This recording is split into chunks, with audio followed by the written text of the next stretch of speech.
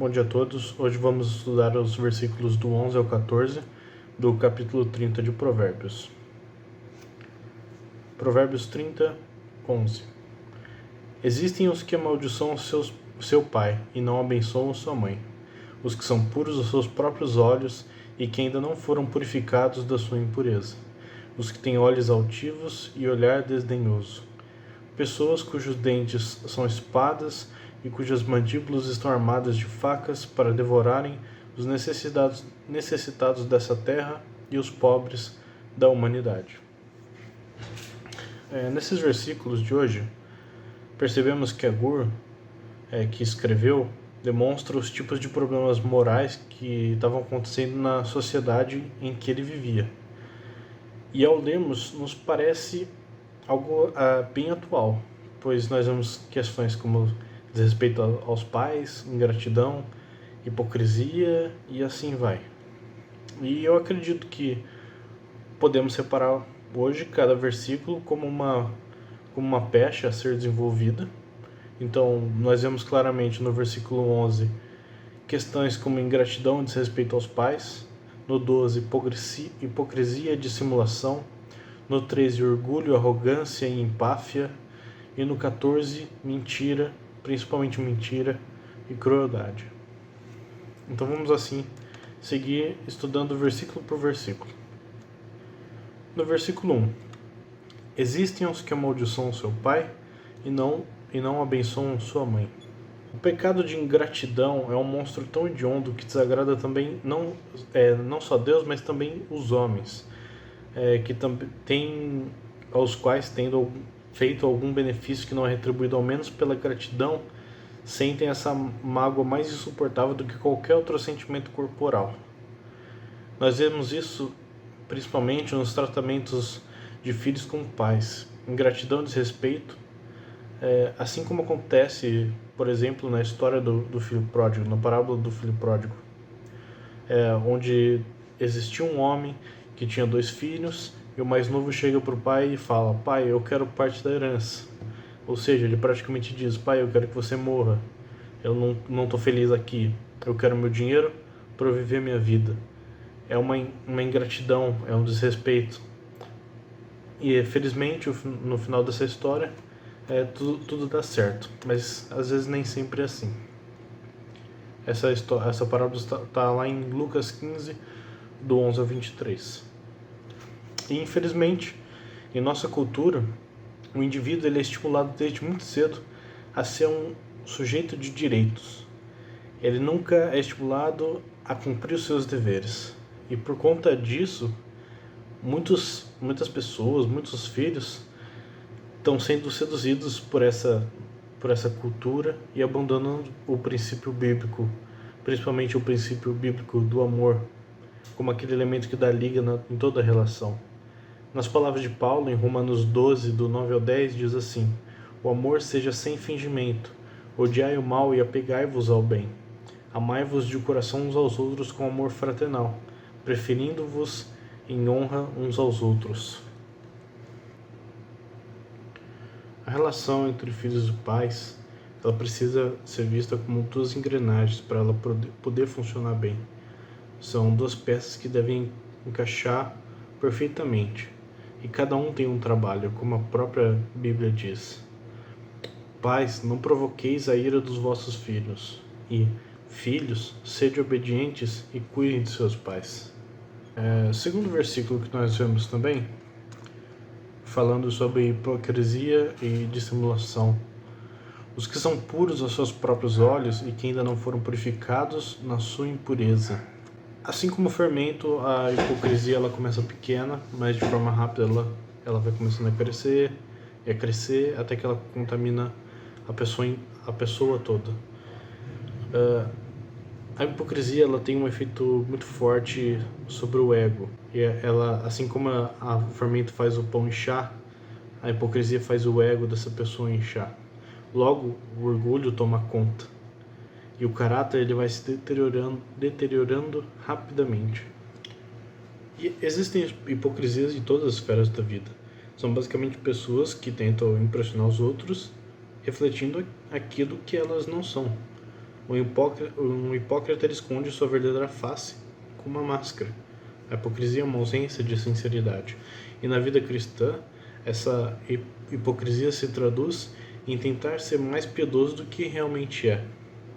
Essa pessoa, ela demonstra ser piedosa, ela sabe que está fingindo, ela espera não ser descoberta, mas ela é sem sombra de dúvidas uma farsa. O hipócrita ele nunca é verdadeiro, ele está sempre atuando, sendo alguém que não é. Por isso eu deixo um conselho, na verdade Jesus deixa um conselho para vocês, em Lucas 12, no versículo 3. Porque tudo o que disseste às escuras será ouvido em plena luz, e o que dissestes aos ouvidos no interior da casa será proclamado dos eirados. E chegamos ao terceiro versículo. O que tem olhos altivos e olhar desdenhoso, o orgulhoso, o arrogante. Para falar de orgulho e arrogância, basta a gente ver nas redes sociais, certo? Principalmente LinkedIn e Twitter. Mas a questão é que as pessoas não se tornam orgulhosas por causa das redes sociais. Nós somos orgulhosos porque o pecado que habita em nós distorce quem somos e nos seduz com anseio por fama, poder e reconhecimento pessoal. Na maioria das vezes, isso é expresso nos nossos perfis, editados sob medida para agradar as outras pessoas. Mas, falando desse jeito, parece que não tem muito perigo, não tem por que se importar tanto com esse pecado. Mas ao que ele pode nos levar? Os orgulhosos, eles se preocupam em olhar para os outros. Assim como C.S. Lewis diz no livro dele, Cristianismo Puro e Simples, um homem orgulhoso ele está sempre olhando de cima para as coisas e pessoas. E claro, enquanto você está olhando para baixo, não consegue ver algo que está acima de si mesmo. Aí nós temos um perigo. Para preservar o orgulho, pode ser mais fácil proclamar que não existe nada acima para se olhar. Então, como diz em Salmo 10, no versículo 4, o perverso, na sua soberba, não investiga, que não há Deus são todas as suas cogitações. Então, em última análise, os orgulhosos eles convencem a si mesmos de que não existe Deus. Uma razão para isso é que essa realidade de Deus é muito intrusiva na sua vida.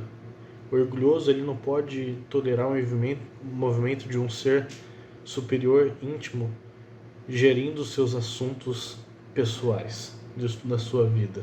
O orgulhoso, o arrogante, ele não gosta da soberania de Deus, porque ele se sente o soberano. O orgulhoso não gosta da existência de Deus, porque Deus é soberano. A maneira de combater essa arrogância é ceder à soberania de Deus em todos os detalhes da vida. Em outras palavras, o remédio para o orgulho é a fé inabalável na graça futura de Deus. E nós chegamos no último ponto, no último versículo, mentira e crueldade. Vamos ler de novo? Versículo 14. Pessoas cujos dentes são espadas e cujas mandíbulas estão armadas de facas para devorarem os necessitados desta terra e os pobres da humanidade. A verdade é que, queiramos ou não, é que todos nós somos mentirosos, em maior ou menor grau. Vez ou outra a gente acaba caindo nesse pecado, seja intencionalmente ou não. Mas o que alguns podem não saber é que esse pecado ele é bem antigo. Tanto é que há 3.000 anos atrás, mais ou menos, Moisés recebeu o Decálogo, dado pelo próprio Deus, onde o 9º mandamento era o quê? Não dirás falso testemunho. E muitos pensam que isso implica em apenas não mentir, mas é mais do que isso.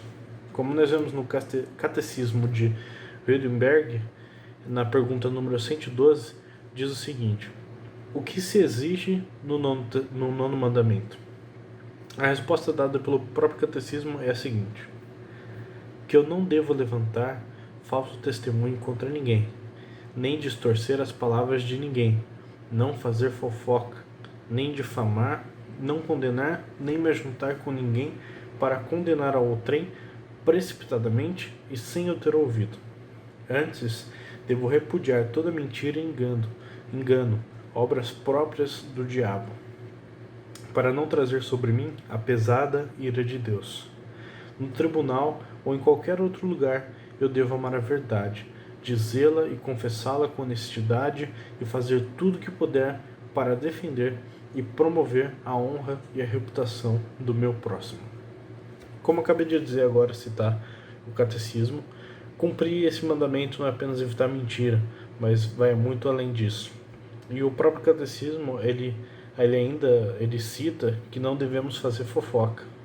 E fofoca é dizer algo sem fundamento ou ainda divulgar o segredo de alguém que confiou ele a você. E desastres podem ser provocados por fofocas ou essas especulações sem embasamento e podemos ter consequências horríveis. Podemos ter casamentos atingidos, carreiras, emprego, pessoas podem morrer, vidas podem ser arruinadas. Por isso, nós devemos aprender com o provérbio 26, do versículo 28. A língua falsa aborrece a quem feriu, e a boca lisonjeira é a causa de ruína. Por isso é necessário entender que uma fofoca não é apenas algo errado, que dá para passar, mas também é algo desnecessário. Paulo nos diz: não saia da vossa boca nenhuma palavra torpe, e sim unicamente a que for boa para edificação, conforme a necessidade, e assim transmita graça aos que ouvem. Então, além de não falar fofoca, pense no que falar. As palavras são importantes. Pense se elas irão edificar ou se vão destruir. O que nos leva a fofoca, mentira, a um terceiro problema, que é o de julgamento, o problema de julgar. E como seria excelente se todos nós buscássemos informações confiáveis sobre algo, sobre alguém, antes de julgar. Aliás, seria mais importante se a gente buscasse saber se aquilo de fato é verdade, se aquilo de fato aconteceu. E muitos julgam sem qualquer precaução, sem qualquer embasamento, sem buscar informações. E o próprio Jesus Cristo nos adverte: não julguem para que vocês não sejam julgados, pois da mesma forma que julgarem, vocês serão julgados. E a medida que usarem também será usada para medir vocês. Isso está lá em Mateus 7, versículo 1 e 2. E essa falta de amor de algumas pessoas as levam a não se colocar no lugar do próximo. E é importante lembrar, antes de qualquer coisa, que o julgar não nos é proibido. O problema é julgar indevidamente. Nós podemos e devemos analisar tudo para poder reter o que é bom, para poder analisar o que é bom e o que é ruim. Muitas pessoas, os carismáticos principalmente vão se esconder atrás do não julgueis, como uma desculpa para cometer pecados e saírem ilesos de algumas situações. Mas não é isso que nós devemos fazer. Não é não julgar, mas é não julgar sem embasamento. E por fim, o ocultamento, o falseamento da verdade, o falso testemunho, o perjuro e a detração são ofensas a Deus pela quebra do 9º mandamento. Opróbrios ao eleitos e ignomínia diante do Santíssimo Tribunal Divino. E esses foram os versículos de hoje, pessoal. Eu espero que vocês tenham aprendido alguma coisa e que nós tenhamos uma boa semana. Tchau!